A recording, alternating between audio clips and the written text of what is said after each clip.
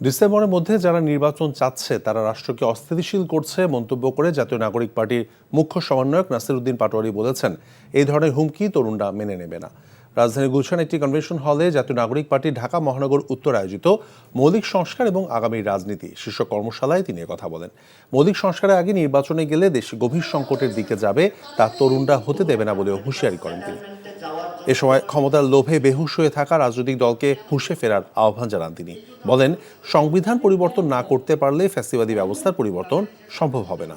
ইশরাক ইস্যুতে নির্বাচন কমিশন তাদের দায়িত্ব পালনে ব্যর্থ মন্তব্য করে পাটোয়ারি বলেন, এই কমিশন দিয়ে আগামী জাতীয় নির্বাচন সম্ভব নয়।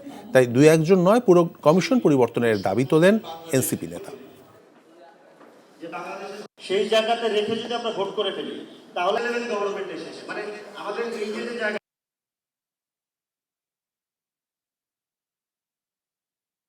কেউ বলেছে ডিসেম্বরের মধ্যেই ইলেকশন হবেই হবে। এই ধরনের কথা বলা একটি রাষ্ট্রকে, স্টেবল রাষ্ট্রকে আমরা মনে করি থ্রেট দেওয়া। সংস্কার প্রক্রিয়া বাংলাদেশে হবে, বিচার বাংলাদেশে হবে, তারপরে বাংলাদেশের মানুষ একটি গণতান্ত্রিক প্রক্রিয়ায় যাবে।